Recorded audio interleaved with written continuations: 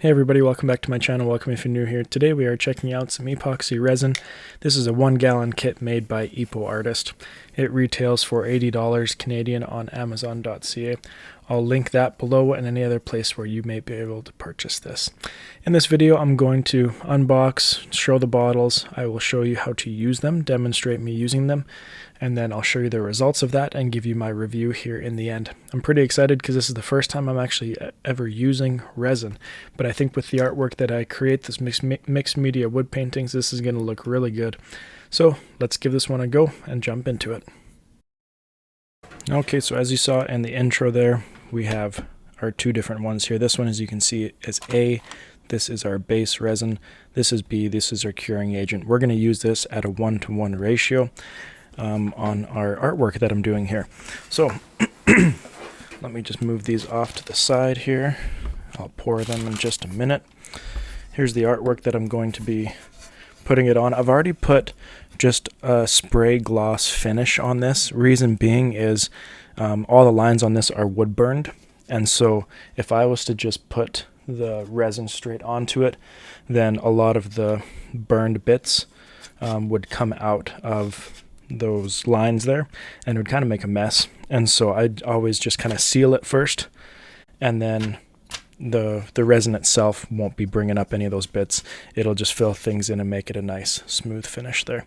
So I'm just going to place I just got some little wooden blocks underneath here to go into the corners, just to lift it off of the paper here that I'm working on, just so if some accidentally does drip underneath, then it's not going to stick to it. It'll have enough space to drip off.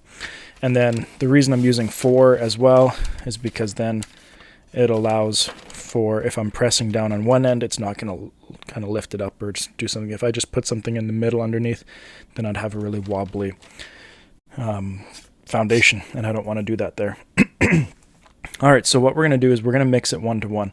So I've just got some measuring cups here, and these are measuring cups I just use for resin. I don't use them for anything else. You don't want to be putting food or anything in there. And I'm going to measure out equal amounts of both and then put them into one, and then just mix them around with a little wooden stirring stick, and then we'll pour it on and spread it out. So this is a 12-by-16 piece of art, and so what I've looked up is it takes, for a square foot of art, usually takes about 4 ounces, and so I'm going to do a little bit more than that. Now I work in milliliters, being Canadian. Alright, let's open this up. So I'm going to use roughly 100 milliliters of each and go from there. So this is sealed on top here. I'll show you there. Let's open this up. And again, I'm going to pour it into this, and I'm going to do about 100 milliliters of each.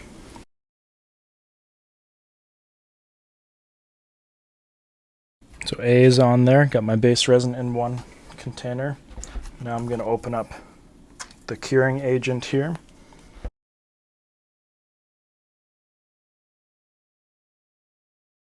Okay, so I have both of them there. I'm going to put them into one container, give them a little stir here. Guess I can show you this. I'll just set it there for now. So we're going to pour this in.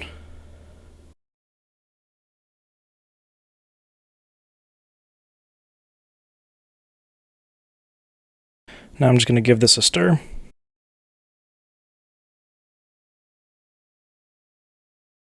Okay, so I'll let this sit for a few minutes. Now I'm going to take this, pour it on, and I'm just going to use these wooden stir sticks, popsicle sticks, and just spread it out and try to get it as even as possible without going over the edge.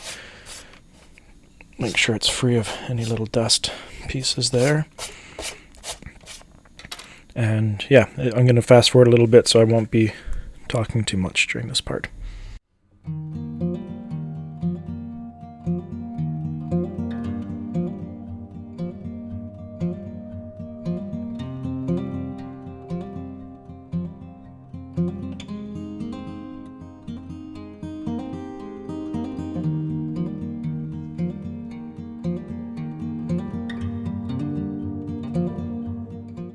Okay, so I got that all on there now. That actually worked around pretty easily, just pushing it around. I think I laid it on a little bit thicker than what might traditionally be done, but I think it's going to look awesome in the end with that layer of resin on there.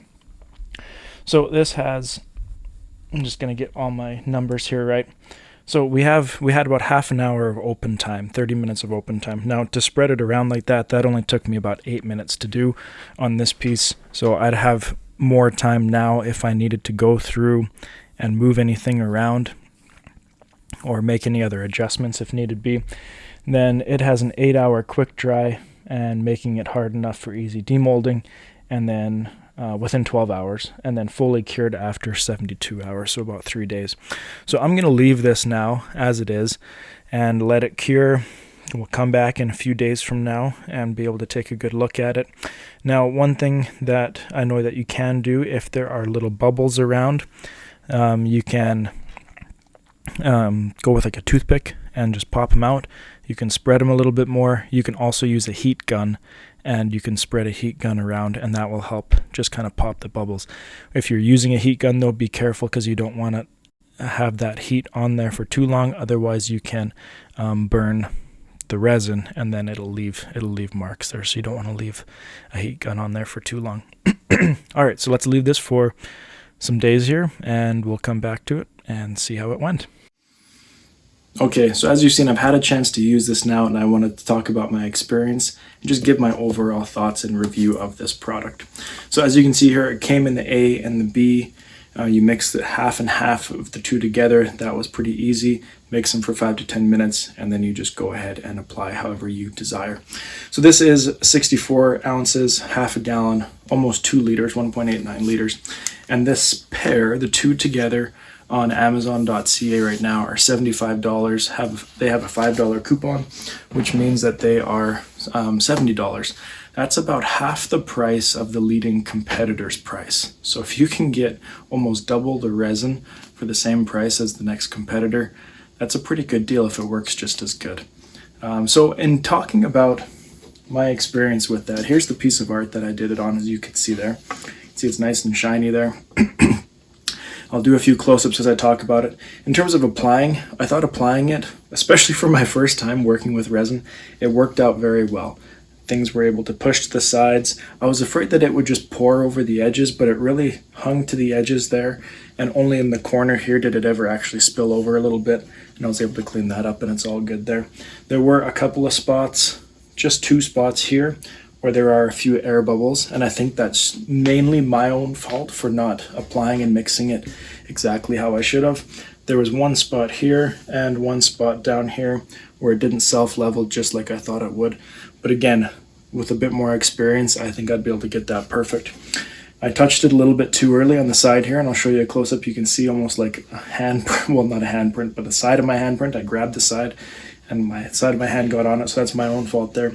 But overall, this is beautiful resin.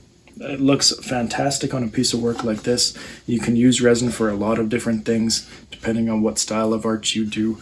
You can paint right on it and do layers. So I've been really impressed with how this turned out, really impressed with the product, and especially that price that you can get it for. If you have any questions about my process or any other things talking about the resin that I didn't really talk about, feel free to send me a question, send me a comment. I'm more than happy to give you my best answer that I can.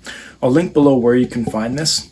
And yeah, if you have any questions, please let me know. Thank you for joining me here today. We'll see you next time. I'm Brian Sloan Artist.